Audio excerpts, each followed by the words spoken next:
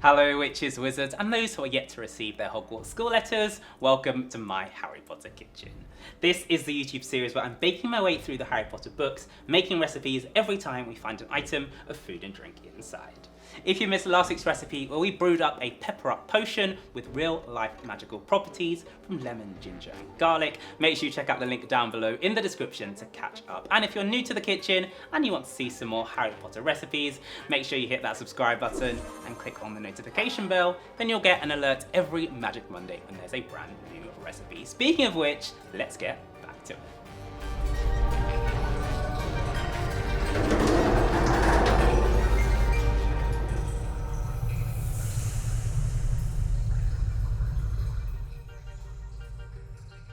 Okay, so let's head back into chapter 8, the Death Day Party, to see what's next. So it is October, the weather outside sounds horrible, but the Gryffindors are out still practicing Quidditch because they need to beat the Slytherin team on their new broomsticks. It's a pretty muddy practice though, and Harry is now squelching his way through the corridors. He bumps into nearly headless Nick, who is also pretty down at the moment because he's been denied joining the headless hunt. They have a little catch up and then he's about to head off when he gets caught by Mrs. Norris and Filch, who is not in a good mood, and he's just seen all of the mud throughout the castle. So he's taken Harry back to his office. Harry has never been there before, but I can tell by his first reaction exactly what our next recipe is going to be. A faint smell of fried fish lingered about the place. It's time for another British classic. If you'd like to make this traditional fish and chips recipe with a Harry Potter twist, all of the ingredients, measurements and instructions are up on my website, bradleybakes.co.uk. The link is down below in the description. As soon as I saw fried fish, I knew exactly what we were going to make for this week's recipe. Harry Potter is a British classic, and you know what else is? Fish and chips. Yes, today we're going to make that seaside classic, a beautifully beer-battered cod fillet for our fish, and I'm also going to make some magical sides with some minted peas and some lightning bolt chips. I'm going to walk you through the process of making your own batter, seasoning your fish and making those sides. You can also jump to any part of the video you like, and then we'll bring it all together for one of the most homely and comforting meals around. First up is to prepare our fish, so this is what you need to do. To begin, we're going to make the flour coating for our fish. So I'm going to start by adding the flour, paprika, salt and pepper into a bowl. Mix this through until it's evenly combined, and then I'm going to place my cod fillet in, making sure I get a nice even, generous coating on all sides.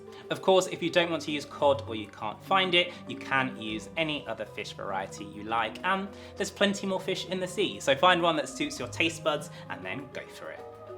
Pat off any excess flour, and then I'm going to place these to one side.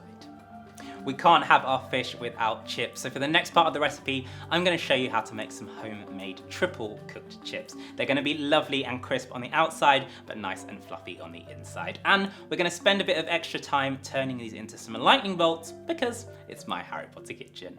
Fish and chips is also famously served with mushy peas, and personally, I'm not a fan of the mushy consistency, so instead, today I'm going to show you how to make some minted crushed peas. Just as good, they've got a bit more texture and plenty more flavour. Of course, you can personalise these however you wish and serve your fish and chips with your favourite side or sauce. This is what you need to do next. Okay, first I'm going to start on our triple cooked chips, and we're going to do the first 2 cooks right now. You want to prepare your potatoes by peeling the skin and giving them a good wash, and then I'm going to chop the edges to get them to more of a rough rectangle. I'm then going to chop this in half, turn them around and cut them into my lightning bolt. You can use a stencil or do this freehand.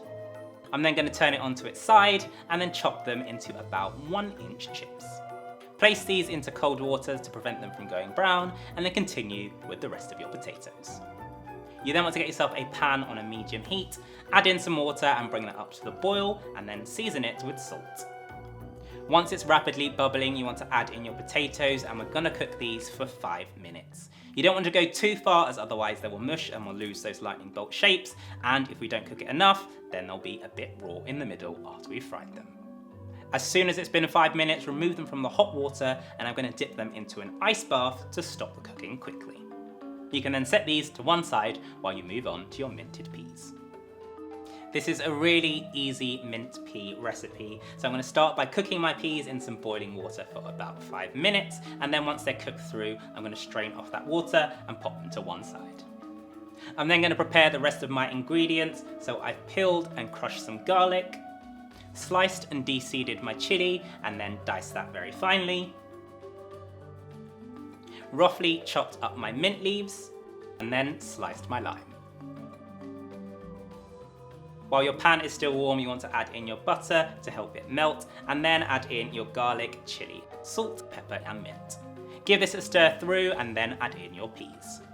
You can then either leave these whole as they are, gently crush them with a fork to get a little bit of a broken but still whole consistency, or mush them completely if you prefer.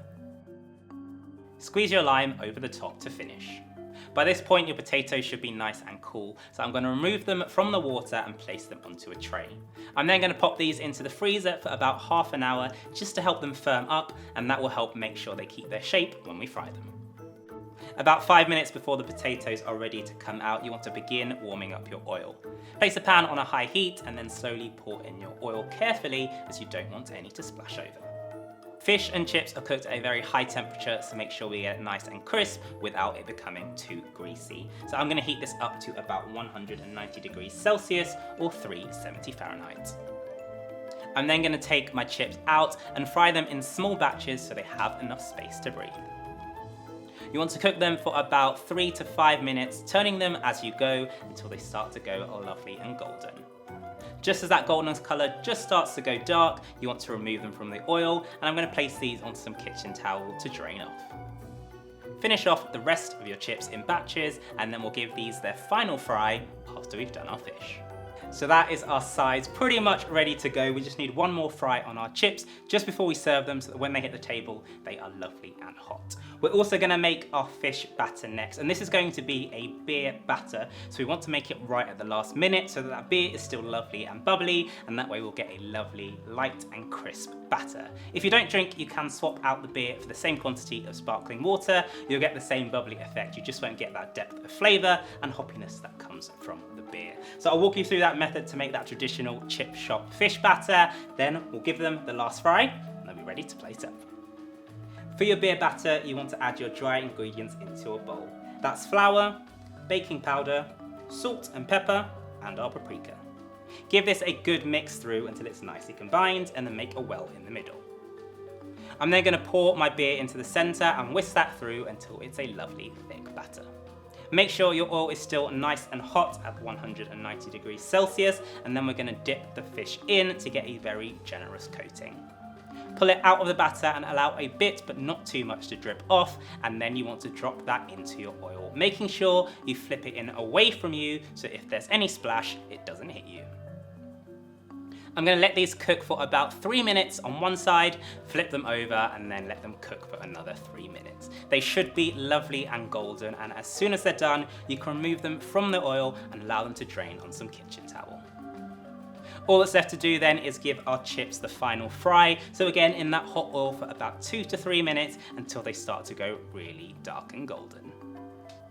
Take these out, dry them off, and then it's time to plate up. I'm placing my fish down, a generous helping of my lightning bolt chips, and then I'm using my crushed minted peas to make a signature lightning bolt.